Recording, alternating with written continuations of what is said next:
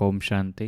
व्यक्त से अव्यक्त की ओर बुक का नाम है। इसका 5वां पार्ट इस वीडियो में सुनेंगे और पढ़ेंगे। इस बुक में 100 से भी ज़्यादा टॉपिक पर अव्यक्त महावाक्यों का संकलन है और आज हम जो टॉपिक पढ़ने वाले हैं वह है ट्रांसपेरेंट, दिव्य बुद्धि और तपस्या। ऐसे ट्रांसपेरेंट हो जाओ जो आपके शरीर के अंदर जो आत्मा विराजमान है वह स्पष्ट सभी को दिखाई दे। समय को जानना और समय प्रमाण शक्ति व गुण व ज्ञान को कार्य में लगाना, इसके लिए दिव्य बुद्धि की आवश्यकता है। चारों ही सब्जेक्ट धारण करने का आधार दिव्य बुद्धि है। दिव्य बुद्धि विशाल बेहद की बुद्धि है। बाप दादा ने हर एक बच्चे को दिव्य बुद्धि का वरदान व ब्राह्मण जन्म की विशेष सौगात दी है। सिर्फ बुद्धि द्वारा इस देह भान से अलग होकर बैठना, फिर ड्रामा में जो अनुभव होंगे, सिर्फ बुद्धि द्वारा अपने इस देह भान से अलग होकर बैठना, फिर ड्रामा में जो अनुभव होने होंगे वह होते रहेंगे। संदेशियों के लिए साक्षात्कार कॉमन बात है, लेकिन बुद्धि द्वारा भी ऐसे अनुभव कर सकते हो। इतना स्पष्ट होगा जैसे इन आंखों से देखा हुआ अनुभव होगा। दिव्य बुद्धि बल ही अति श्रेष्ठ बल है, सिर्फ इसको यूज करो। दिव्य बुद्धि द्वारा हर कर्म परमात्मा प्योर टचिंग अनुभव कर हर कर्म में सफलता का अनुभव कर सकते हैं। देखो कितनी बड़ी बात है। हम कर्म करते हैं, उसमें सफलता पाने का आधार क्या है? दिव्य बुद्धि बल। तो बाबा कहते हैं दिव्य बुद्धि बल ही अति श्रेष्ठ बल है, सिर्फ इसको यूज करो। और दिव्य बुद्धि द्वारा क्या क्या होगा? तो बाबा कहते हैं परमात्मा प्योर टचिंग का अनुभव करेंगे और अनुभव करके हर कर्म में सफलता का अनुभव कर सकते हैं। जैसा समय उस विधि से यूज करो तो सर्व सिद्धियां आपकी हथेली पर है। दिव्य बुद्धि बल ही मास्टर सर्वशक्तिवान बनाता है। दिव्य बुद्धि बल ही मास्टर सर्वशक्तिवान बनाता है। परमात्म पहचान, परमात्म मिलन, परमात्म प्राप्ति की अनुभूति कराता है। 1 मार्च 1990। अगला टॉपिक है तपस्या। तो पहले आ रहा है तपस्या का अर्थ। तपस्या अर्थ एक बाप दूसरा न कोई। तपस्या अर्थात तेरा मेरा नहीं, सब कुछ बाप का है। बाप करेगा, मैं तो निमित्त हूँ। ऐसा समझेंगे तो हल्के रहेंगे। मेरा मानना माना बोझ उठाना। तपस्या अर्थात एक का बनना, मन बुद्धि को एकाग्र करना, एकांत प्रिय रहना, स्थिति को एक रस रखना, सर्व प्राप्त खजानों को व्यर्थ से बचाना अर्थात इकोनॉमी से चलना। सर्व प्राप्त खजानों को व्यर्थ से बचाना अर्थात इकोनॉमी से चलना। 13 दिसंबर 1990। वापिस तपस्या का अर्थ आ रहा है। तपस्या अर्थात एकाग्रता और दृढ़ता। तपस्या अर्थात सर्व गुणों में, सर्व शक्तियों में, सर्व संबंधों में, सर्व स्वभाव संस्कार में 100% पास होना। पास होना है, पास करना है और बाप के पास रहना है तो फुल पास हो जाएंगे। 13 फरवरी 1991। तपस्या रूहानी चुंबक है जो आत्माओं को शांति और शक्ति का अनुभव दूर से कराएगी। तपस्या रूहानी चुंबक है जो दूसरी आत्माओं को क्या कराएगी? शांति और शक्ति का अनुभव दूर से कराएगा। तपस्या अर्थात जो भी संकल्प करेंगे वह दृढ़ता से होगा। तपस्या अर्थात जो भी संकल्प करेंगे वह दृढ़ता से होगा। 31 दिसंबर 1990। तपस्या वर्ष अर्थात फास्ट पुरुषार्थ कर फर्स्ट जन्म में फर्स्ट नंबर आत्माओं के साथ राज्य में आना। तपस्या वर्ष अर्थात फास्ट पुरुषार्थ कर फर्स्ट जन्म में फर्स्ट नंबर आत्माओं के साथ राज्य में आना। तपस्या अर्थात व्यर्थ संकल्प की समाप्ति, ज्वालारूप निर्भय स्थिति। तपस्या अर्थात व्यर्थ संकल्प की समाप्ति। तो व्यर्थ संकल्प समाप्त होना कितनी बड़ी बात है वह यहाँ समझ में आएगा। तपस्या अर्थात व्यर्थ संकल्प की समाप्ति, ज्वालारूप निर्भय स्थिति। तपस्या का अर्थ है संतुष्टता की पर्सनालिटी नयनों में, चेहरे में, चलन में दिखाई दे।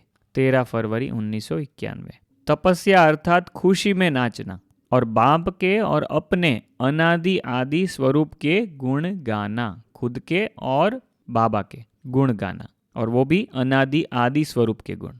तो बाबा कहते हैं तपस्या अर्थात खुशी में नाचना और बाप के और अपने अनादि आदि स्वरूप के गुण गाना। तपस्या अर्थात सफलता सहज अनुभव हो।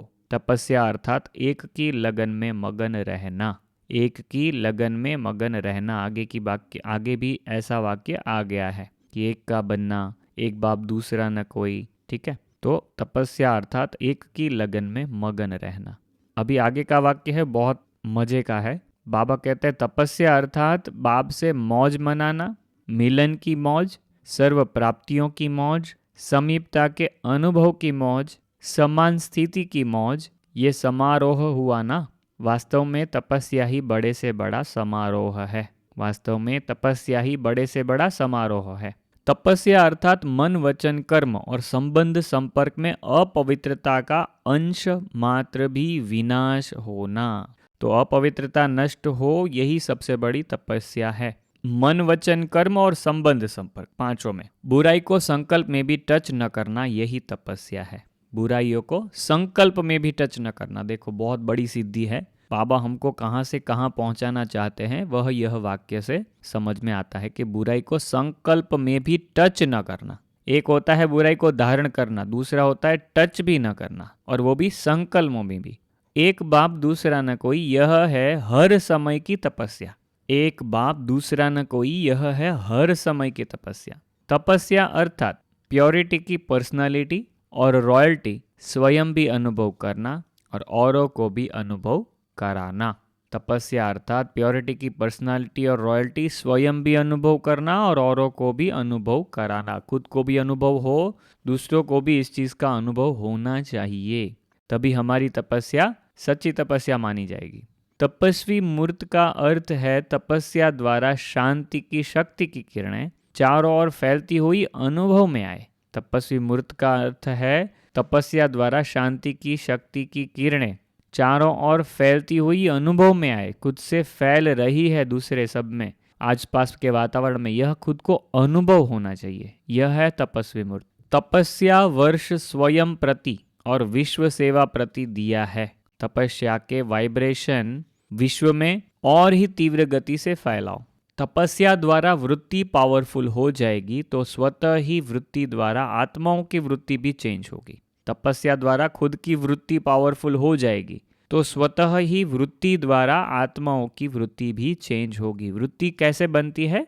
सतत कोई प्रकार के संकल्प करने लगते हैं तो वह वृत्ति बन जाती है। जैसे विश्व कल्याण के संकल्प रोज रोज रोज रोज करते रहेंगे तो हमारी विश्व कल्याण की वृत्ति बन जाती है। ऐसे तो तपस्या द्वारा वृत्ति पावरफुल हो जाएगी तो स्वतः ही वृत्ति द्वारा और आत्माओं की भी वृत्ति चेंज होगी।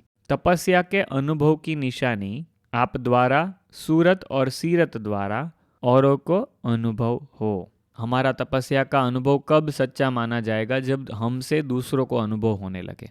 तपस्या का प्रभाव इस मधुवन भूमि में समाया हुआ है। यहाँ का वायुमंडल, यहाँ का वाइब्रेशन सहज योगी बना देता है। कैसी भी आत्माएं आती है ज्ञान को समझते ही नहीं, लेकिन अलौकिक प्यार और शांति का अनुभव करके अवश्य जाते हैं। 18 जनवरी 2000 के अव्यक्त मूल्य महावाक्य थे।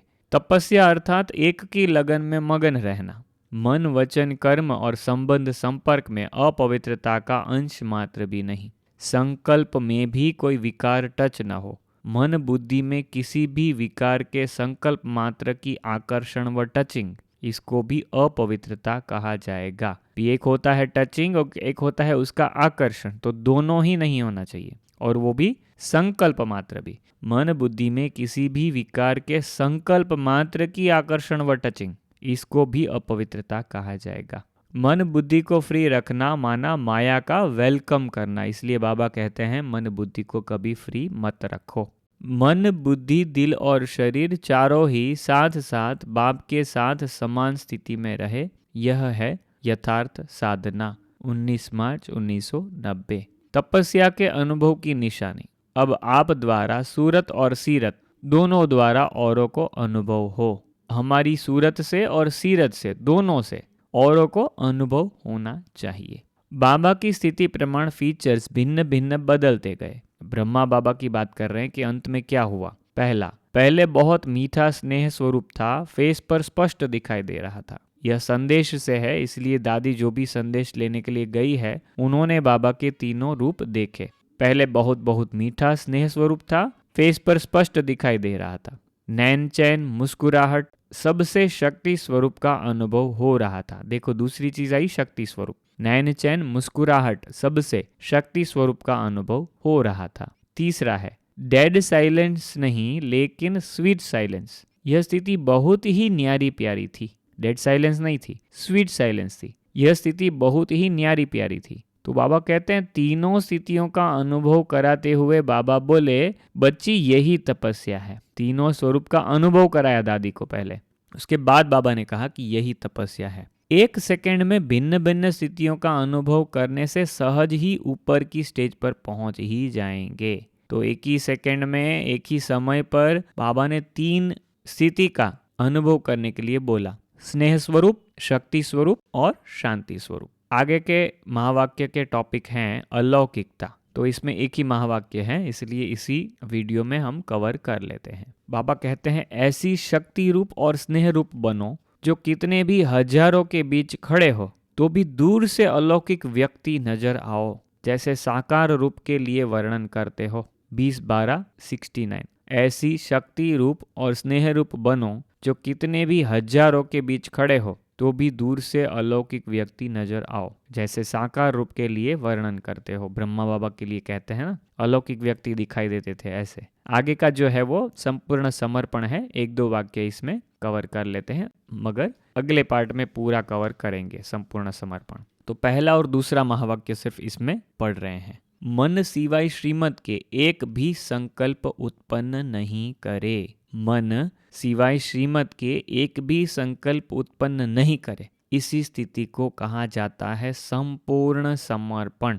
संपूर्ण समर्पण की परिभाषा है, संपूर्णता की नहीं, संपूर्ण समर्पण होने की परिभाषा है। अगर मन संपूर्ण समर्पण है तो तन, मन, धन, समय, संबंध शीघ्र ही उस तरफ लग जाते हैं। तो मन को समर्पण करना, संपूर्ण समर्पण करना कितना जरूरी है, क्योंकि उससे क्या होगा, तन, मन, धन, समय, संबंध उसके बाद शीघ्र ही उस तरफ लग जाते हैं। ओम शांति। यह पार्ट आपको कैसा लगा, यह महावाक्य, यह टॉपिक्स कैसे लग रहे हैं? व्यक्त से अव्यक्त की और बुक से हमको कमेंट करके, लाइक करके, वीडियो लाइक करके जरूर बताइएगा। ओम शांति।